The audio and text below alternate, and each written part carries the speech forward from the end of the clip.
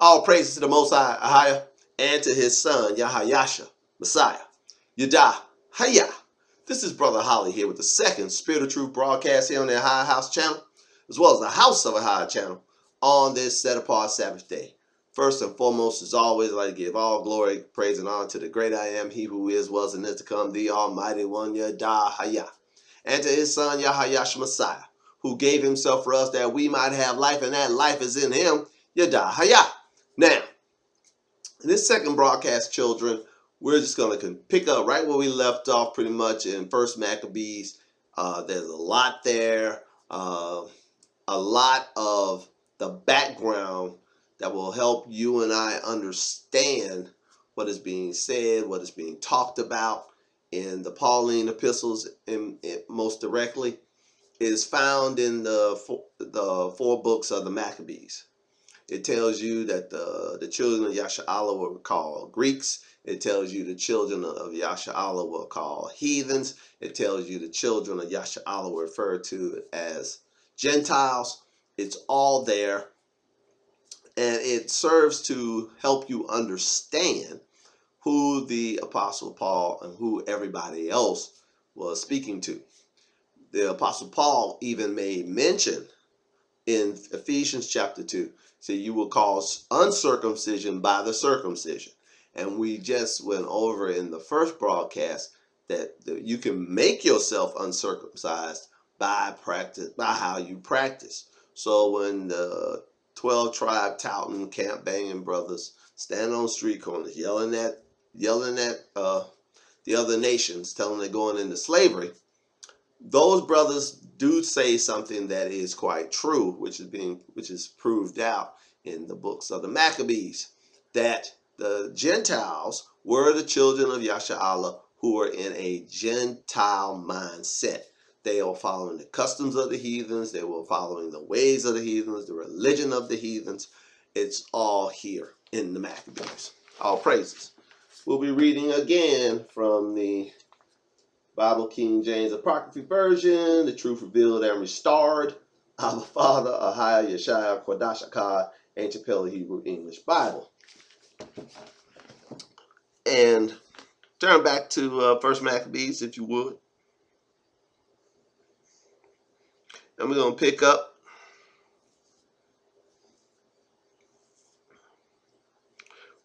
right where we left off pretty much. Let's start reading at First Maccabees chapter 1, verse 44. It says, "For the king sent letters by messengers unto Jerusalem and the cities of Judah that they should follow the strange laws of the land." When you highlight. Now I said that the king, who was Antiochus Epiphanes, the king, and he was called wicked.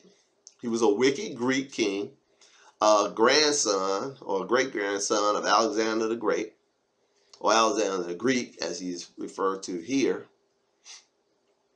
who had conquered many lands and many peoples and many tribes and many tongues. And all the people were known as the kingdom of the Greeks. So all of his subjects, to include the children of Yasha'Allah, were referred to as Greeks. Though they would be wherever they were born, whatever nationality they were of, was not of no consequence. You were a conquered people, you will be called Greeks. So when you read in the New Testament that Greeks came to Jerusalem to worship, maybe 99.99999, can I say it one more time, 9% of the time, that could not be. Because we can read it in Torah. It's definitely not an uncircumcised Greek person born of Greek lineage. That could not be, because they're going to the temple to worship. Only natural born children of Yasha'Allah were permitted to bring a sacrifice in order to go to the temple for worship. All others, even the strangers that sojourned in the land, could not bring a sacrifice, especially a sin sacrifice, to the priest. You couldn't do it. No way, no how. Torah doesn't even address it. There was no way for them to bring a sacrifice for sin. No way. I'll say it again for clarity. No way for a stranger, even one sojourning in the land. Look it up in Torah. Knock yourself out trying to find it. Nowhere is it mentioned that a bona fide stranger, non-Yasha'Allah, was able to bring a sin sacrifice. Ever. No way. The sin sacrifice, the covenants, the promises, the law, the priesthood, the coming on Messiah, all of it only pertain to the 12 tribes of Yasha'Allah. That's it, full stop. They pertain to any other people group. You never have, you never will. All praises. You can find that out by simply reading Romans chapter 9, verses 1 through 6. And the Apostle Paul, not Brother Holly, but the Apostle Paul, your favorite apostle, like I like to say it, will tell you that these things that I just mentioned, the laws, the promises, the covenants, the priesthood, the coming of the Messiah, the lineage of Abraham, Isaac, and Jacob, all that pertains to the children of Yasha'Allah, his brethren, his kinsmen, according to the flesh. Not spiritual Yasha'Allah, for there's no such thing in either testament of the reality of a spiritual Yasha'Allah. Is only Yasha'Allah after the flesh. That's what the New Testament talks about. All praises. First Maccabees chapter 1, verse 44 again. For the king sent letters or epistles by messengers unto Jerusalem and the cities of Judah, that they should follow the strange laws of the land and forbid burnt offerings, something set forth in the law, and sacrifice, again, something set forth in the law, and drink offerings, something set forth in the law, in the temple, and that they should profane the Sabbaths and festival days. Two things set forth in the law for you to keep. The king sent epistles or letters to the people, to include those in Jerusalem, to include the children of Yasha'Allah, that they should pollute the Sabbath and the feast days. No keeping the Day of Atonement for you. No coming 3 times a year on tabernacles, on the feast of weeks, or on the Passover to Jerusalem to do a sacrifice. That's done away. You're not to keep the law. These are the tenets of the king's religion, as it said earlier in First Maccabees chapter 1. These are the same tenets. The king's religion and the tenets of Christianity are almost identical. You can't keep any of the feast days found in the scriptures, found in the Torah. You got to keep the new ones that we told you about. That might be the Christianity is the religion of the king's religion. Christianity is actually King Antiochus' religion, or something to that effect.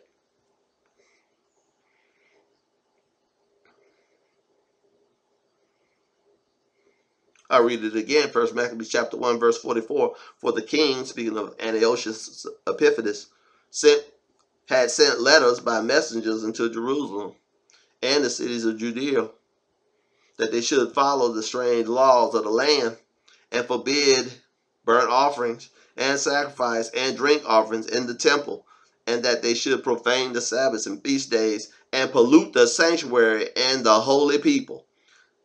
Set up altars. This is how they pollute the sanctuary and the holy people. Set up altars and groves and chapels of idols, and sacrifice swine's flesh and unclean beasts, that they should also leave their children uncircumcised. So for all those people in all those churches who don't require all these tithe taking, commandment breaking, pork chop eating, Sunday go meat people, you can't bring your child to them, your male child, and say, hey, he's Joe bag of donuts, 8 days old, we want him circumcised. They say, well, you want me to do about it? We don't circumcise people. And leave their children uncircumcised, and make their souls abominable in all manner of uncleanness and profanation, to the end that they might forget the law and change all the ordinances. Will you highlight? So that's what the Christian church wants you to do. They want you to forget about the law. You don't need to keep the law. The law's done away with. We got the Messiah now. We got Jesus. They don't have the AHAYAH'S, the Messiah. They got Jesus. Did not AHAYAH'S speak of Jesus? He said, I came in my Father's name, Yahiah is his father's name. He's Yahiah or Yahayasha. He said, I came in my father's name and you did not receive me. Another shall come in his own name. Jas, him you shall receive. Wow. I read first Maccabees chapter 1, verse 49, 49. To the end that they might forget the law and change all their ordinances. And whoso would not do according to the commandment of the king, he said, he should die. In the self same manner wrote he to his whole kingdom and appointed overseers over all the people. Will you highlight that? Underline that. Who are the overseers in the Christian church? Pastors, bishops, teachers, all these people have these titles. They're just overseers. That's just what they are. They're just overseers. Appointed through the laws of the land in accordance with, I said it in the first broadcast, and now it's slipped on my mind again. 50C3, the laws that govern tax exempt charitable organizations. Any of these tax exempt 501c3 churches, they're following the laws of the land. They're following the king, and in this case in Maccabees, but the governors or the presidents or whoever is in charge of the state or nation, their laws that they set forth, put in these constitutions, in these books of law of the land. And put in the comment section if it's against the law to circumcise a child outside of a hospital in America. I don't know. But it might be.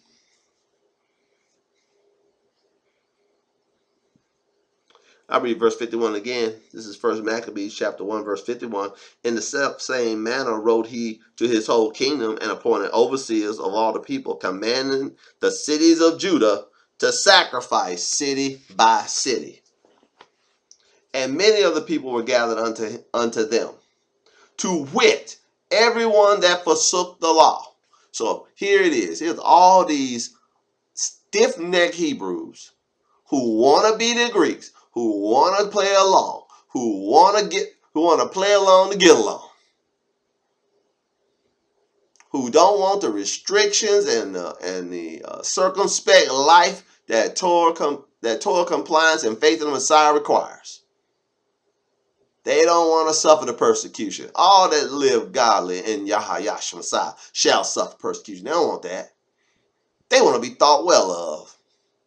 Did not Messiah say, be woe unto you when all men speak well of you? Not them. They want to be thought well of. And them, at verse 52 again, first Maccabees 1, first chapter, 52nd verse. Then many of the people were gathered unto them, to wit, everyone that forsook the law. And so they committed evil in the land, and drove Yasha'Allah into secret places, even wheresoever they could flee for security. Now the 15th day of the month, Sesu, in the 145th year, set up an abomination of desolation upon the altar, and built idol altars throughout the cities of Judah on every side. Will you highlight? Underline and highlight the abomination of desolation. Spoken of Daniel prophet, the Apostle Paul talked about it, and here it is in First Maccabees. The abomination of desolation is an actual thing. And here's the first recording of it, that it was set up in the temple by Antiochus Epiphanes, this heathen, this Greek, who was king over all the region, to include Egypt. He had two realms. We read about it in the first. We read about it in the first broadcast. He took over Egypt as well, and then attacked Yasha'Allah and drove them out of Judea and Samaria, out of all their lands. Drove them out. Ransacked the temple. Burnt it down. sold the women and children into slavery, killed the men. Wicked. I read verse 54 again. First Maccabees 1:54. Now the 15th day of the month of Cassia, in the 145th year, they set up the abomination of desolation upon the altar and built idol altars throughout the cities of Judah on every side, and burnt incense at the doors of their houses and in the streets. And when they had rent in pieces the books of the law which they found, now when they found Torah law, when they found the books of the law, when they found the words of the prophets, what they do? Tear them up. When they burnt them with fire. Not only did they tear them up, they made sure they couldn't be reconstituted. They burned them with fire. Verse 57, and whosoever was found with any book of the testament, or if any committed to the law, the king's commandment was that they should be put to death. Will you highlight? And some of these tithe-taking, commandment-breaking, pork chop eating, Sunday meeting churches, if you even quote something from the Old Testament, they're going to throw rocks at you. They may not throw literal rocks at you. They're going to throw verbal rocks at you. Don't you know we not under the law for grace? You trying to put us in bondage. We're free. Yeah, you're free to do these abominations. They probably, a lot of these tithe-taking, commandment-breaking, pork chop eating, Sunday mean people, if they're on their church properties today, they're there mowing the grass. They're there cleaning up, preparing for their unholy ceremonies tomorrow in their houses full of idols. Oh, they got idols set up in all of them. Wooden crosses, metal crosses, crosses made of precious metals. Some of them got crucifixes with a dead Jesus hanging up there. It's a shame how these people act. It's a shame how they act. But they're talking about the establishment of their religion right here.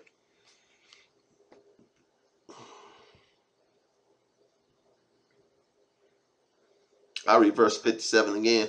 This is First Maccabees 1:57. And whosoever was found with any book of the testament, or if any committed to the law, the king's commandment was that they should be put to death. Thus did they by their authority unto Yasha'Allah every month, to as many as were found in the cities. As soon as they found a Torah compliant person, they killed them. Wow. Now on the 5 and 20th day of the month, they did sacrifice upon the idol altar, which was upon the altar of AHAYAH. So they were sacrificing on the abomination of desolation. At which time, according to the commandment, they put to death certain women. So when they make the sacrifice in front of the abomination of desolation on the true altar of AHAYAH, they use this occasion to kill some Hebrew women. Let's find out why they put these women to death. Verse 60, 1 Maccabees 1:60, at which time, according to the commandment, they put to death certain women that had caused their children to be circumcised. Oh, there were some women actually keeping the law. And they hang the infants about their necks. Will you highlight? Put in the margin of your Bible. What people group are known for being hung by the neck? Even having their children hung by the neck. Which people group of all people groups on the planet are known for being hung by the neck? And in this country, we were hung by the neck with a burning cross in the background, done by Christians. Can't make this stuff up.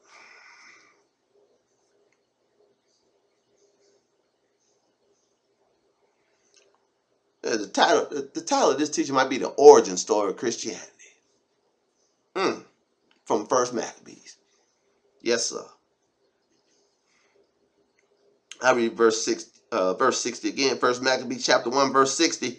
At which time, according to the commandment, they put to death certain women that had caused their children to be circumcised, and they hanged the infants about their necks. See, they ain't hanged the women. They hung them babies. Infant boys, little arm babies. You know, this is how wicked y'all are. And rifled their houses and slew them that had circumcised them. Or they ransacked the crib and killed their mothers, the women who had circumcised them. Howbeit, many in Yasha'Allah were fully resolved in themselves not to eat any unclean thing. All this terror activity against us only made our resolve stronger to keep Torah. Persecution did not destroy us. They're trying to destroy us. Even to this day, they're trying to destroy us. But persecution does not destroy us. Tribulation worketh patience. And patience, faith. Faith worketh hope, not to be ashamed. This is letting you know who the Most High chosen people are. We're to endure hardness as good soldiers of AHAYAH'S Messiah. And this is an example of it. First Maccabees chapter 1, verse 62. Howbeit, many in Yasha'Allah were fully resolved and confirmed in themselves not to eat any unclean thing, wherefore they chose rather to die than they might be defiled with meats, and that they might not profane the Qadashiyah, or the Holy Covenant. So then they died, and there was great wrath upon Yasha'Allah. Wow. You were waiting for the happy ending, weren't you? You think some angels gonna come down and say to these people, they say, no, I ain't gonna eat no pork. But we gonna kill you. You know, so be it. And you were waiting for some angel to come out of heaven and say, no, you ain't gonna kill him. Go on free. You passed the test. No. What did Messiah tell us? He that seeks to save his life shall lose it. But he that loses his life for my sake shall find it. Don't be afraid, child. In these last days, they're going to cause many of us to be put to death. But die. You should rather die than disobey. For great is your reward in the kingdom. All praises to the Most High, AHAYAH, and to his son, AHAYAH'S Messiah, Yada, Hayah.